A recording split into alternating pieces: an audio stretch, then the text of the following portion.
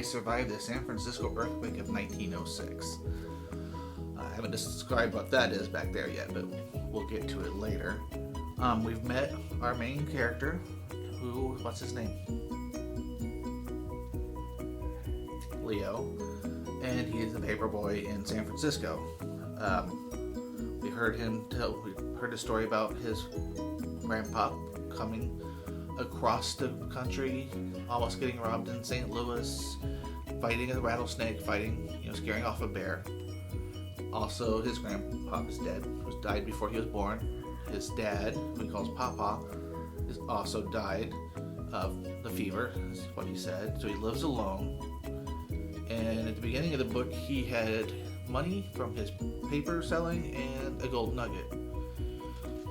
But then two bullies took both those things. And he blamed his friend Morris, but to come find out, it was Morris, but not. But Morris decided he would help him get it back by tricking Wilkie and Fletch. When we left off, he woke up in the middle of the night saying, I know how to trick them. So he has a plan to trick them. That's where we're going to start. Chapter 6. What gave Leo his idea was a story that every kid in San Francisco knew, a ghost story about a man named Corey Drew. He was a man who had struck it rich during the gold rush and moved to San Francisco. He lived in Rincon Hill, which was a fancier part of San Francisco back then. He was all set to build himself a huge mansion, marry a fine lady, and start his new life. Then one night, walking up Rincon Hill, he was robbed and stabbed to death. His killer was never found, but old-timers said his ghost still haunted the streets of that neighborhood. Leo wasn't afraid of Corey Drew. Some kids were scared to be on Rincon Hill after dark. There was an even creepier rhyme about it, which every kid in San Francisco knew, as well as the ABCs. On Rincon Hill, way up high, there lived a man who would not die. Corey Drew, is watching you. Corey Drew, see a crow and then you're through. Late at night, shine no light, or you might just die of fright. Leo knew that Fletch and Wilkie weren't afraid of him, or any other kid. They weren't afraid of the police. But just maybe they were a little afraid of the ghost of Corey Drew. Leo's idea was to make Fletch and Wilkie believe that Corey Drew had come to get them. Leo had a tattered old hat of Papa's. He had a tin of flour which he would rub on his face for a deathly look. He had a candle which he would hold under his chin and give himself a ghostly gold glow. He'd talk in a whisper. Give me my gold, he said. With their eyes full of sleep, hopefully Fletch and Wilkie would believe that they really could be looking at a ghost. They'd be just scared enough to hand over the gold nugget. Leo knew it was a crazy idea for sure, but no crazier than scaring away a hungry grizzly with a cut-off snake rattle. It was past 4:30 a.m. when Leo set out for Rincon Hill. He decided to go close to sunrise. He needed darkness for his plan to work, but in a case something bad happened with Fletch, Leo wanted there to be some people on the streets. He knew right away if Fletch and Wilkie were falling for his trick, and if they didn't, he'd have to get away quickly. But Leo didn't see a soul as he walked through the narrow steps up towards Rincon Hill. He heard some curses from the alleys and gamblers probably. A baby's cry sounded from an open window. A milk wagon rattled by. But the streets were deserted. Except for the dogs. They seemed to be everywhere Leo looked, darting in and out of doorways, sprinting across the street, shivering against buildings. Their howls and cries filled the air. Ow! Ow! He'd never heard such a sound before. He wondered what was upsetting them. What was upsetting the dogs? Papa said that Grandpop always listened to the cries of wolves. They always knew when there was danger around. Did the dog know something that Leo didn't? Were they trying to tell him he should run home? Don't be stupid, Leo told himself. Maybe the dogs howled like this every night when Leo was fast asleep. He was letting the darkness get to him. He reminded himself of something Papa had always said. Brave people got spooked all the time. What made them brave was that they didn't let their fears stop them. Leo thought of the noises Grandpop would have heard in the Rocky Mountains, the screams of mountain lions and the screeches of owls, gunshots of bandits and murderers.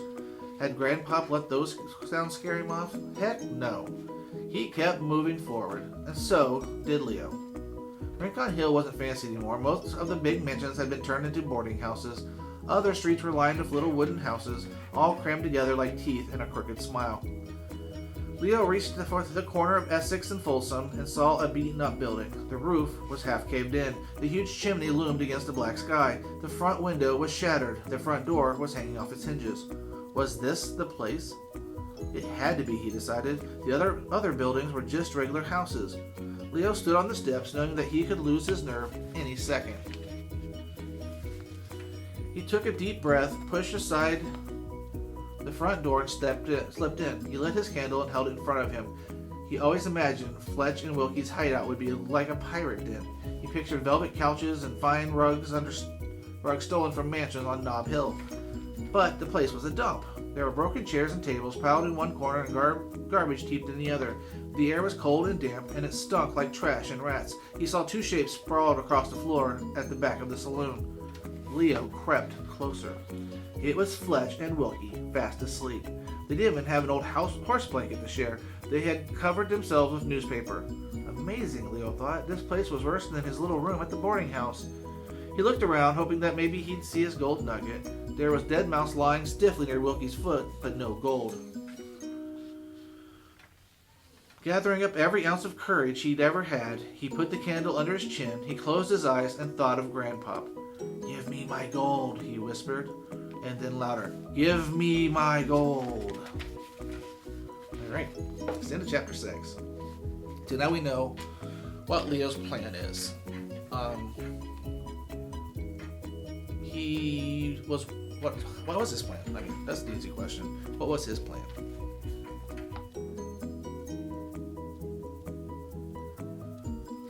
He was going to be the ghost of Corey Drew and try to scare them to give him back his gold. We don't know if it worked. He just started it. But there was one weird thing that happened. There was like nobody on the street, but what about the dogs? What were they doing? He heard them howling, and he doesn't know if that's a normal thing or not, but he also knows dogs and most animals can sense when bad things are going to happen, especially bad natural things. So, what do you think they're sensing?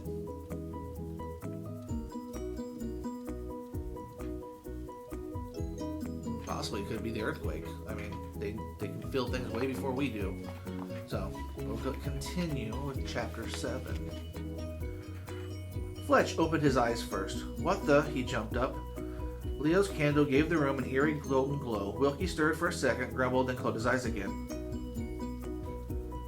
Fletch gave him a cruel kick to his side. "What?" Wilkie said, scrambling to his feet. He quickly fixed his eyes on Leo. "Who's that?"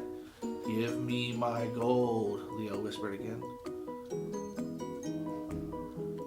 The two boys stared at him, and then Leo saw it. In Wilkie's eyes, a flicker of fear. "Is that man?" "It's that man," Wilkie said. "What man?" Fletch grasped. "Let's get out of here," Wilkie said. Fletch wavered a little, and Leo could see, but he's still looking at Leo with a hard, untrusting expression. He wasn't fooled, Leo thought. This wasn't working. "Run," he told himself. "Get out of here now." But somehow, Leo was able to stay still. He stood a little taller. He imagined he really was the ghost of a murdered man. Fletch and Wilkie weren't killers as far as Leo knew, but they had hurt dozens of people in their lives, probably more. If anyone deserved to be haunted, it was these two. "I know what you've done," Leo whispered, the way Papa used to whisper when he told his late-night stories. "You will be punished." Wilkie looked terrified. It was as though Leo had cast a spell on him. Then there was a loud crash from the front. They all turned, and for a second Leo expected to see the ghost of Corey Drew hovering in the doorway. Instead, he saw a familiar skinny shape. Morris. Leo's heart dropped into his boot. Fletch let out a rasping laugh. He walked over and grabbed Morris. He dragged him back by the collar and then pushed him hard into Leo. Leo's candle dropped to the floor. Now it was almost completely dark in the old saloon. That didn't stop Fletch and Wilkie. As Wilkie pinned Leo and Morris against the wall, Fletch came close to them. Leo could feel the heat of his rotten-smelling breath. Fletch grabbed Papa's hat from Leo's head and smacked Leo across the face with it, hard. "Your gold is long gone," he said in a sickening growl. Then he punched Morris in the stomach. Morris doubled over, moaning in pain. "Hey," Leo said. Without thinking, he gave Fletch a hard shove. Fletch tripped and fell to the floor. In the faint pre-dawn light, Leo saw the chilling stare on Fletch's face. It was the look of a rattlesnake ready to strike. Flesh leapt to his feet and came charging towards Leo. Leo closed his eyes and braced himself for a beating. His entire body began to shake, but wait, he wasn't shaking. The entire house was. There was a strange sound like thunder rumbling from deep in the ground. The trembling got stronger. The noise rose up around them, so loud that it hurt Leo's ears. The floor bounced beneath their feet. "What is it?" Wilkie said. Morris grabbed Leo by the arm. "It's an earthquake," Morris shouted. "We have to get out of here." All right. So that is the end of that chapter.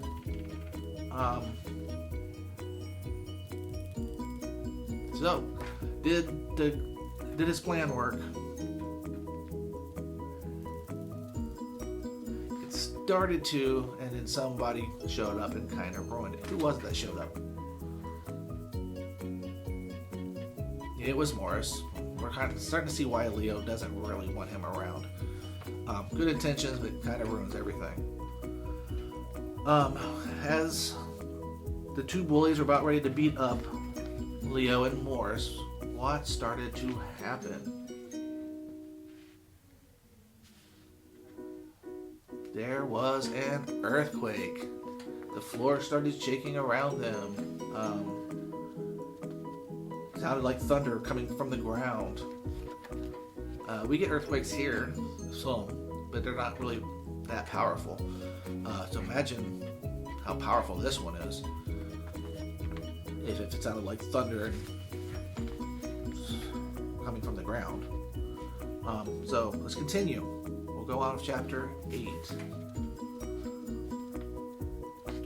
But Leo couldn't run. The shaking was too strong. The floor rose and fell, tossing Leo into the air and dropping him. Plaster rained down from the ceiling. Swirling dust filled Leo's nose and eyes and mouth. The noise grew louder. It sounded like 100 freight trains were rushing through the house. There were whistles, screaming. The shaking stopped for a few seconds, and Leo managed to stand up. He staggered for a few steps towards the front door, but the shaking started up again, stronger than before. Flesh rushed past him. Leo saw him dive through the front door. The rumbling became stronger still. Leo fell again. Now the entire building seemed to be rising and falling, twisting and turning. Smack! Something hit him on the back of the head.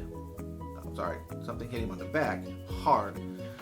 And then another thud hit him in the shoulder. Bricks. They were falling from the ceiling. That huge chimney was collapsing. Leo had to get out, but he couldn't even stand. He curled himself into a ball, sure he was about to be buried alive.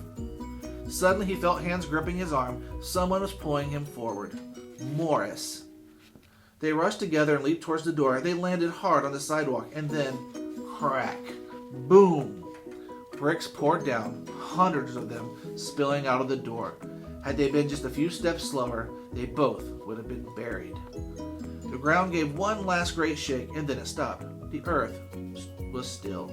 The silence was almost as frightening as the noise had been. Leo lay on his stomach, afraid to move, or even take a breath. Now what would happen? He had never been through an earthquake before. He felt sure the shaking would start again. Morris was right next to him. His face was streaked with dirt and sweat. He had an angry bump just below his eye. Like Leo, he seemed too stunned to speak.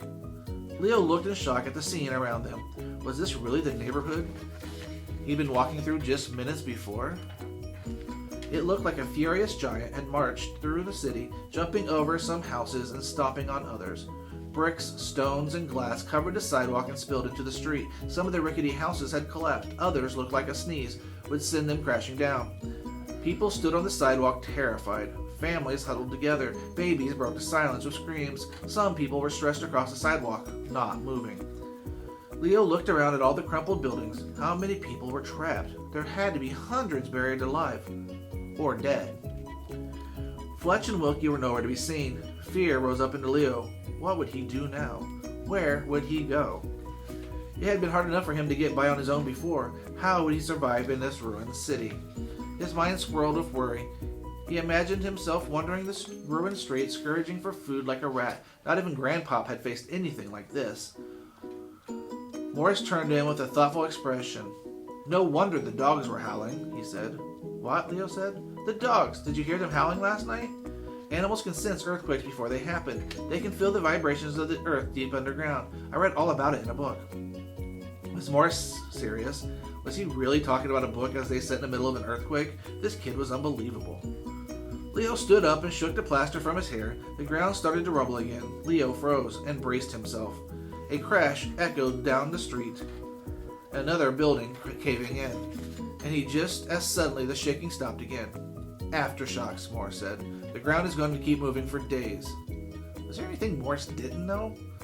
People were shouting behind them. Fire, a man said. A plume of black smoke rose from one of the collapsed houses. We have to get out of here, Morris said. I smell gas. The quake has broken the gas lines. This whole hill is going to be burning within an hour. Leo shuddered. Nothing scared him more than fire. He thought of the fire that Grandpop had lived through in the Sahara Mountains.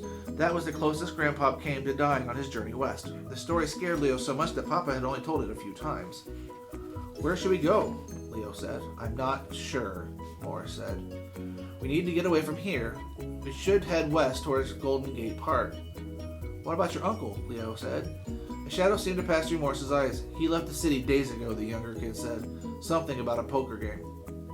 You don't know where he went? Morris shook his head. No wonder he was always waiting for Leo to come home.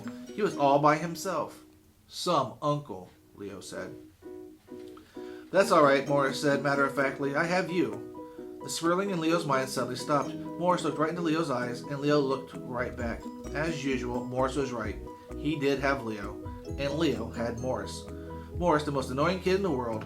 Morris, who had come looking for him in the dark. Morris, who had probably saved Leo's life by helping him escape from the saloon. Maybe Morris wasn't very big, maybe he didn't know when to shut up, but he was smart and tough. He was the truest friend Leo had ever had. That's right, Leo said. Morris nodded like they'd struck a deal. Let's go, he said. But as they were walking by the saloon, something in the rubble caught Leo's eyes. At first he thought it might be a rat crawling out from under the bricks. But no, it was a hand.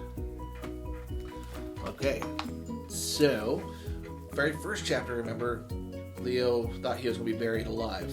Well, now we found out what actually happened. Did he get buried alive?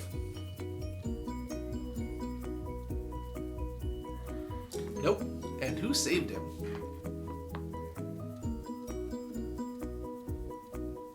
Yeah, it was Morris. Nice, huh? Alright, we're going to read one more chapter for today. See what happens. So chapter 9. Now remember, they found that hand underneath the bricks. It had to be Wilkie. Leo had seen Fletch dive out of the door, but not Wilkie. He must have gotten caught in the shower of bricks. Leo's heart pounded. Just a few minutes ago, he would have prayed for Wilkie Barnes to get buried in a heap of rubble, but now he and Morris rushed over and started grabbing bricks off the pile on top of the bully. So there is the hand. The air was getting smokier, but Leo and Morris kept working until they finally could see Wilkie. He turned on his side, but his face was hidden. Morris gently put his finger against Wilkie's throat. He's alive, Morris said. I can tell that. But Wilkie wasn't moving, and he was pinned under two huge roof beams. They formed an X over his body, protecting him from being completely crushed under the bricks. The beams had probably saved his life, but now they were like a cage that trapped him. Leo and Morris tried to lift one of the beams, but it was too heavy.